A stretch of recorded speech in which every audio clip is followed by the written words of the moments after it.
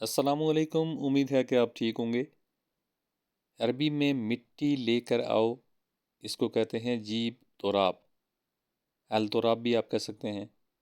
مٹی کو تراب کہتے ہیں، آپ التراب کہیں یا تراب کہیں بات ایک ہی ہے۔ جیب کہتے ہیں لانا، کسی بھی چیز کو لے کے آنا۔ جیب، التراب، مٹی، مٹی لے کر آؤ، جیب تراب۔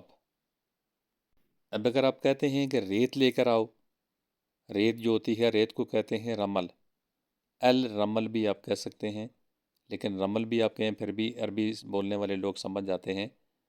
ریت لے کر آؤ، جیب رمل، جیب رمل۔ رمل جو ہوتی ہے رمل ریت کو کہتے ہیں۔ جیب رمل، ریت لے کر آؤ۔ مٹی جو ہوتی ہے اس کو کہتے ہیں التراب، التراب۔ مٹی اگر خشک ہوگی تو اس کو کہیں گے ناشف، ناشف۔ تو اگر مٹی اگر گیلی ہوگی تو اس کو کہیں گے مبلول، مبلول۔ کوئی بھی چیز اگر گیلی ہوتی ہے اس کو کہتے ہیں مبلول، مبلول، مبلول۔ تو اگر کوئی بھی چیز خشک ہوگی تو اس کو کہیں گے ناشف، ناشف، ناشف۔